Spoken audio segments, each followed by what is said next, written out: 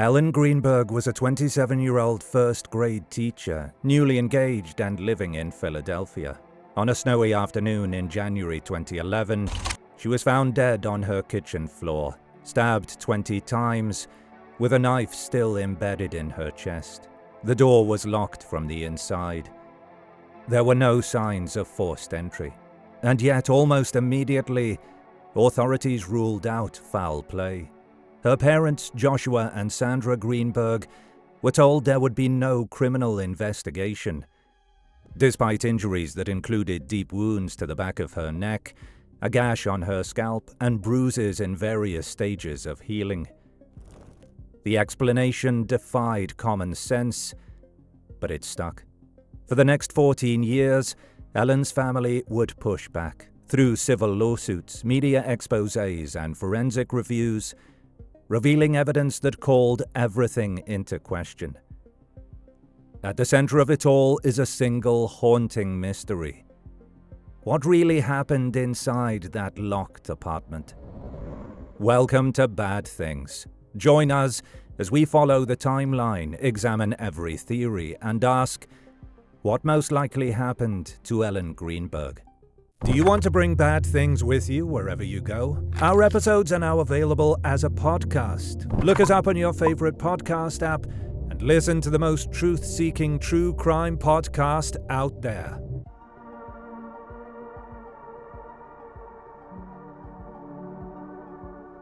On January 26, 2011, Ellen Greenberg stayed home from work due to a snowstorm in Philadelphia. By evening, she was found dead in her apartment, with 20 stab wounds and a kitchen knife lodged in her chest. The discovery was made by her fiancé, Samuel Goldberg, who told police he had left their apartment around 4:45 p.m. to go to the gym in their building. When he returned, he found the swing bar latch locked from the inside and couldn't get in. He said Ellen wasn't answering texts or calls. After seeking help from a doorman who couldn't intervene, Sam forced the door open himself. He called 911 at 6:33 p.m. She's on the floor. There's blood everywhere. There's a knife in her heart. Paramedics arrived within minutes. Ellen was unresponsive, slumped against kitchen cabinets. A 10-inch knife was still in place. She had no pulse. The following morning, Dr. Marlon Osborne, a pathologist with the Philadelphia Medical Examiner's Office, conducted an autopsy. He documented 8 stab wounds to the chest, 10 to the back of the neck, 1 to the abdomen, and a deep scalp gash. 2 neck wounds were nearly 3 inches deep. He also found 11 bruises in different stages of healing, scattered across her limbs and torso. Based on the injuries, Dr. Osborne initially ruled Ellen's death a homicide. But police on scene had already taken a different view. They pointed to the locked apartment, absence of defensive wounds, and no signs of forced entry. Within 48 hours, officials told the press they were focusing on Ellen's mental health and personal life. The apartment was never treated as a crime scene. No forensic unit processed it. By the time the autopsy results were known, the apartment had already been cleaned. When investigators learned of the homicide ruling, they requested a pause, asking the medical examiner to mark the case as pending. A rare meeting was held between the police, prosecutors, and the medical examiner's office. Police claimed a building staff member had been present when Sam forced the door and confirmed it was locked, implying Ellen had been alone. Dr. Osborne later said this detail changed his thinking. Believing no one else could have entered or left, he changed the manner of death. The family was not told directly. They found out from the media. The case was then closed. From 2011 to 2015, Joshua and Sandra Greenberg quietly investigated on their own. They obtained the autopsy report and photos. They hired outside experts. One bloodstain analyst noted conflicting accounts about Ellen's position. Sam said she was on her back, but responders found her upright. The knife had never been fingerprinted. No DNA testing was done on the handle. Online, true crime communities began tracking the case. Reddit users and amateur sleuths raised questions. In 2015, the Greenbergs retained attorney Larry Krasner.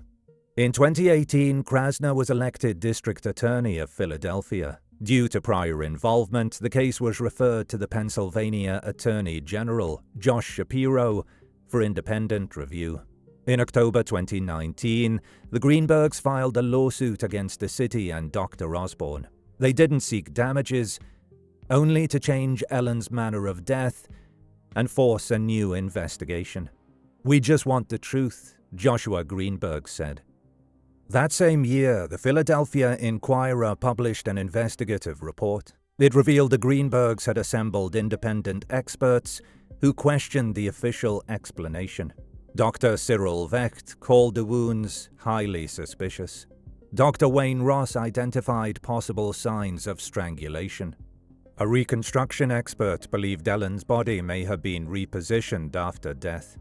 Public interest grew rapidly. A petition demanding action gathered over 160,000 signatures. But in 2020, the Attorney General's office closed its review. They said the available evidence supported the original conclusion. Investigators pointed to computer activity and messages that reflected stress. Still, Ellen's psychiatrist told police she had never expressed any thoughts of harming herself. The Greenbergs pushed forward. In 2021, during pre-trial discovery, attorney Joe Pedrazza unearthed a full 911 recording, which had never been released. On the call, Sam says Ellen was on her back and that he tried to remove her jacket, details not reflected in the official scene description. Pedrazza also uncovered a bizarre moment from the original autopsy. After pressure from police, Dr. Osborne had hand-delivered a piece of Ellen's spinal cord through a snowstorm to neuropathologist Dr. Lucy Rourke Adams for an informal look. No report was filed. Years later, she said she had no memory of reviewing the sample. Then came something more concrete. In 2019, Dr. Lindsay Emery, a pathologist in the medical examiner's office, reviewed preserved tissue from Ellen's spinal region. She found 2 previously undocumented wounds that cut through ligaments and reached the spine. Crucially, they showed no surrounding bleeding, which may indicate they were inflicted after death. By late 2021, the Greenbergs' lawsuit was advancing. The city fought back, filing an emergency appeal, warning that allowing a jury to challenge a medical ruling would set a dangerous precedent. In 2022, the Attorney General's office recused itself from the case, citing a potential appearance of conflict. The case was passed to Chester County prosecutors for a second independent review.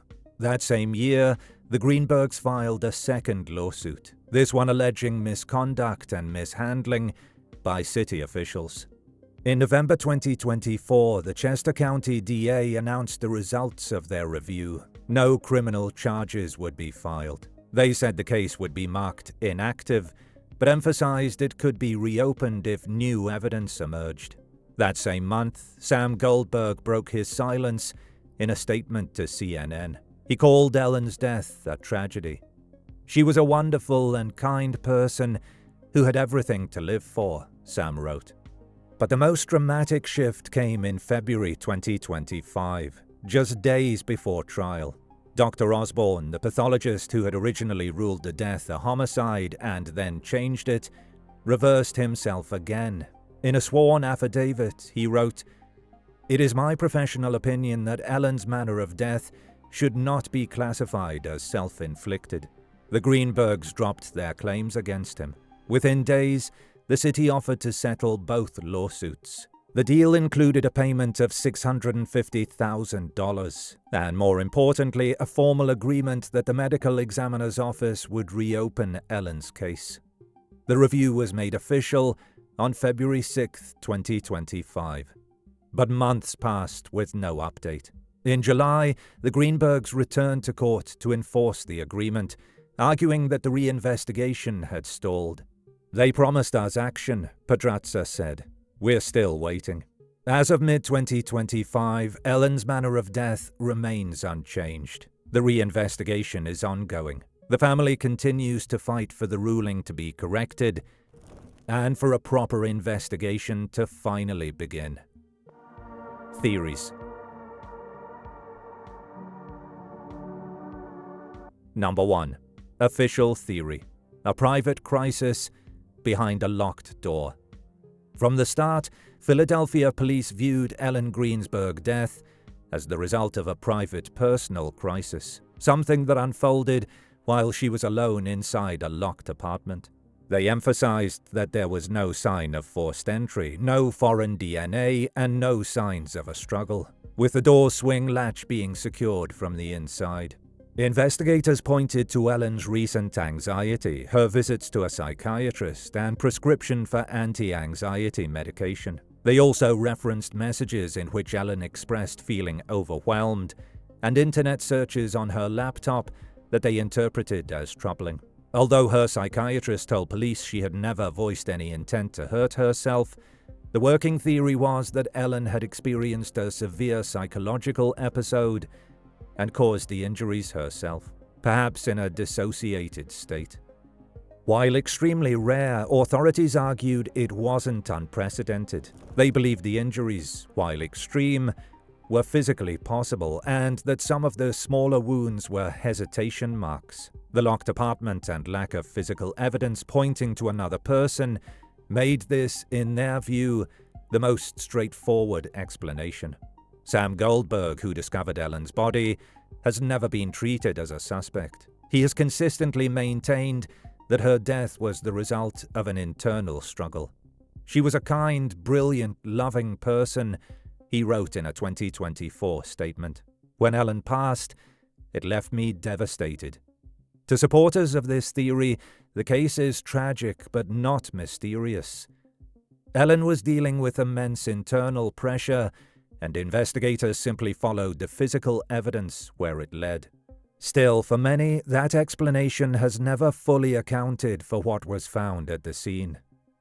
Number 2. Murder by an unknown person, staged to look like something else.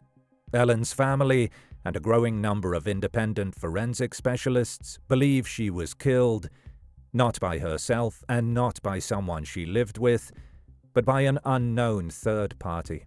According to this theory, someone entered the apartment, harmed her, and left the scene staged and locked to appear as if she had been alone.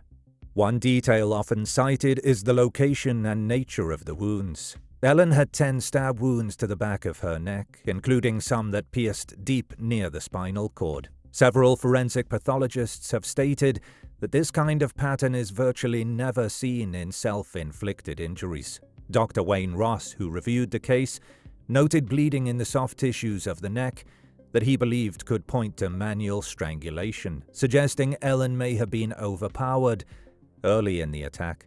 If so, that could explain the absence of defensive injuries. Ellen may have been unconscious or unable to respond.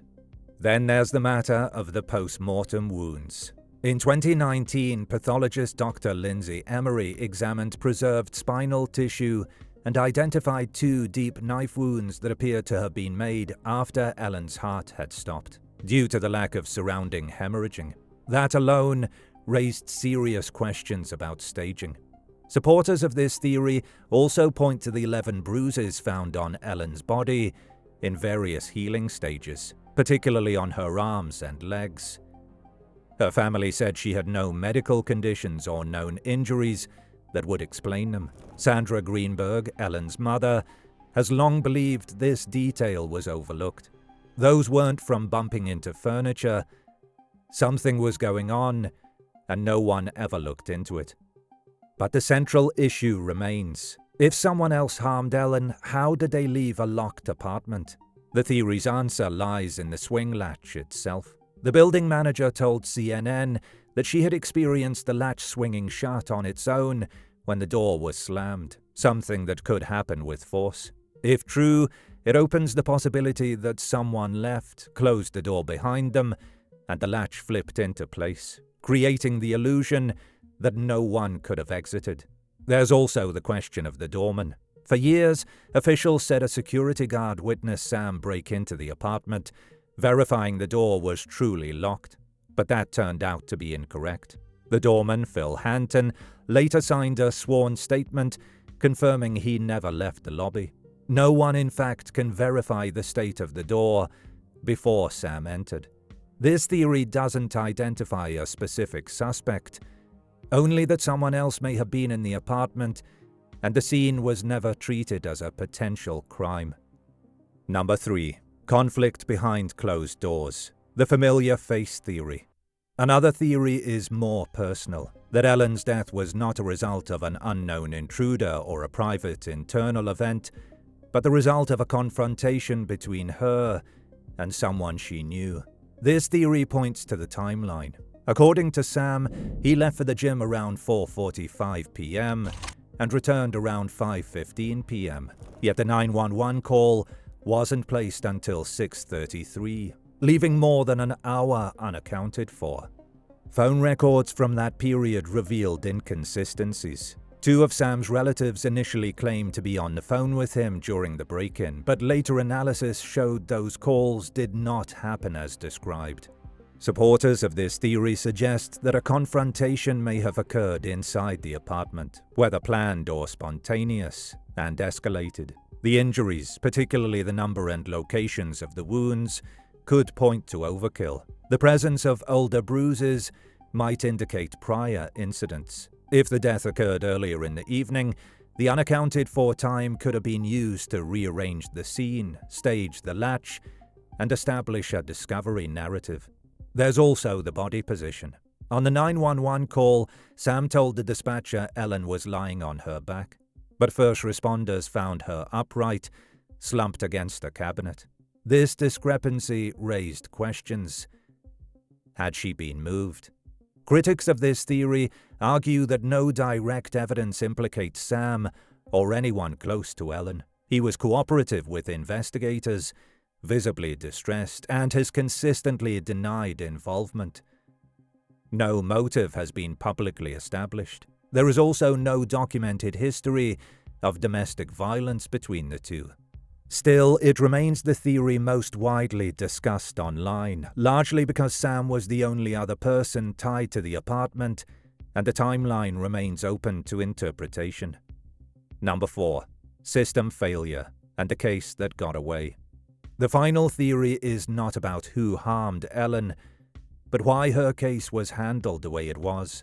To her family and many observers, the most disturbing part isn't just what happened in the apartment, it's what happened after. They believe that authorities misclassified Ellen's death and then allowed that decision to shape every step that followed.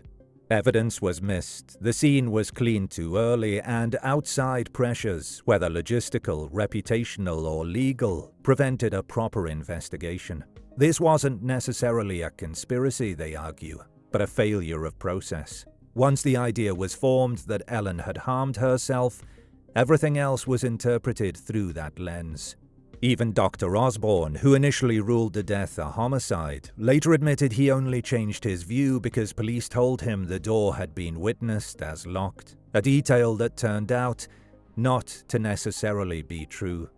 Then there's the issue of the spinal cord sample. In 2011, after Osborne walked it through a snowstorm to get an informal opinion from Dr. Lucy Rourke-Adams, without filing a report. Years later, she denied ever seeing it.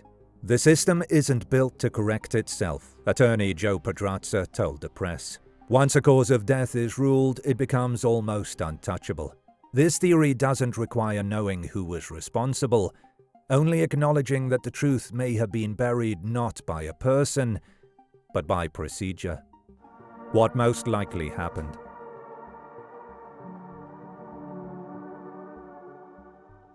It's often said that the simplest explanation is usually the right one. When applied to the death of Ellen Greenberg, that principle, Occam's razor, cuts through a decade of contradictions.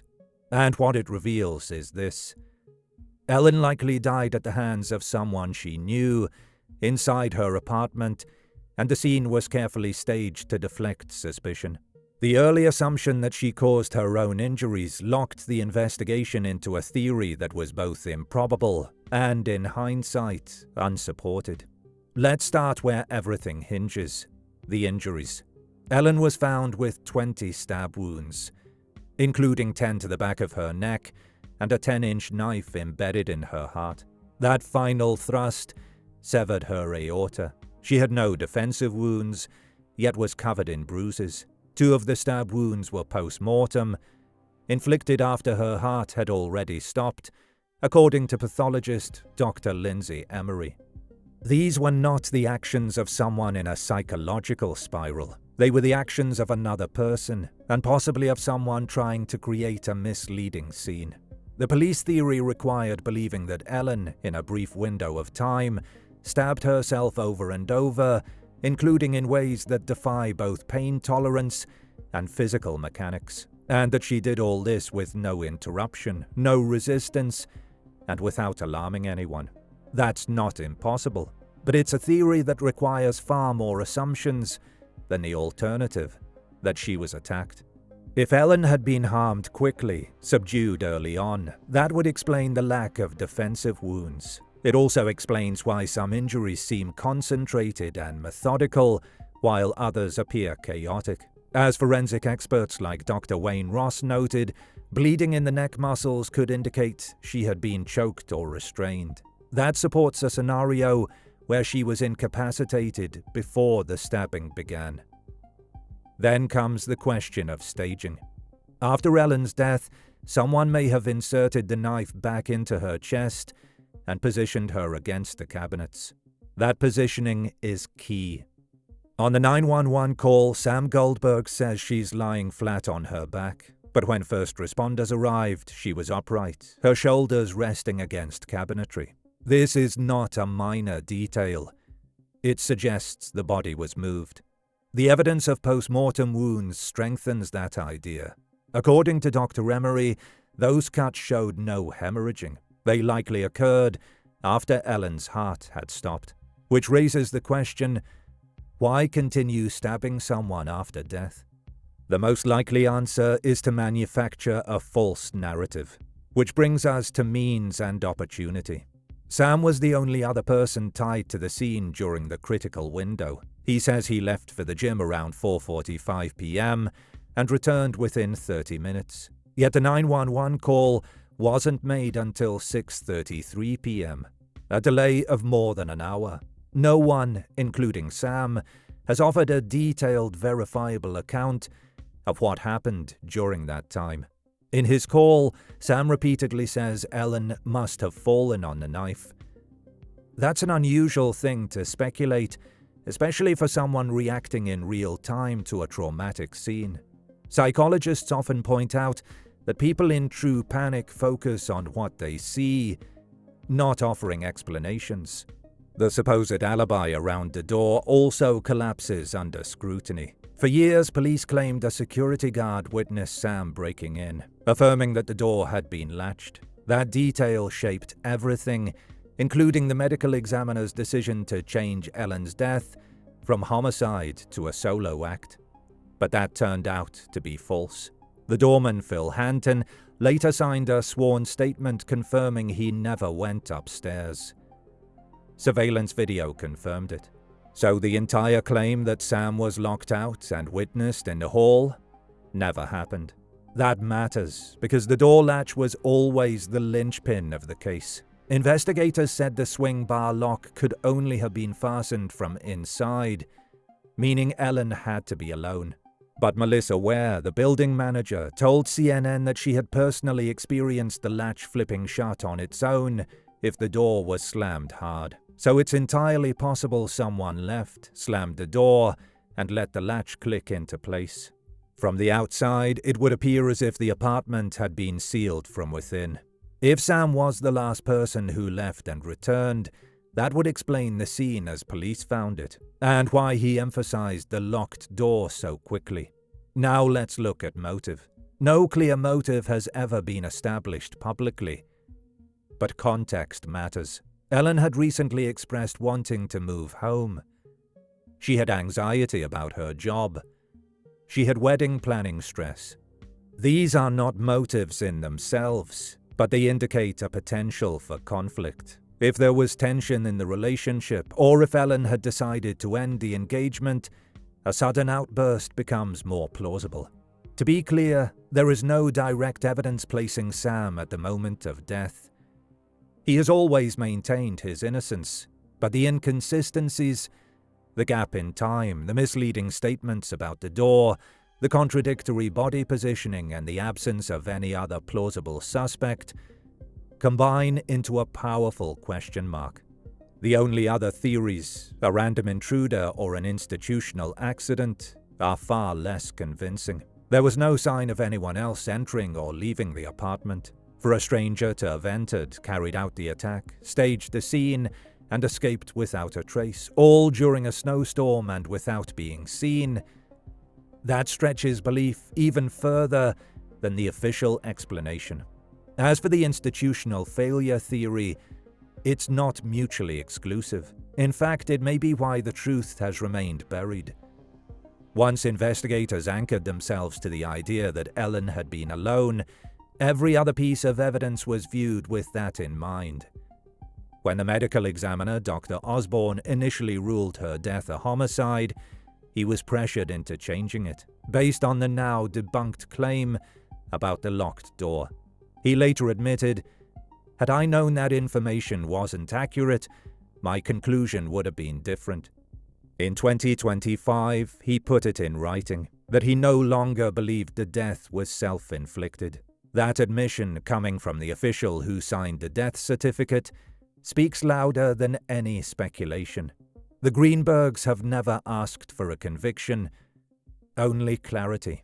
Their goal, changing Ellen's manner of death from self-inflicted to either homicide or undetermined, is about opening the door to a real investigation, one that treats the evidence as it is, not as it was once assumed to be. Because here's the uncomfortable truth. If someone caused Ellen's death and that person wasn't a stranger, and there's no evidence anyone else was there, then the answer has likely been in the apartment the whole time. And the longer it takes to correct the record, the longer the real story stays hidden behind a door that was never truly locked.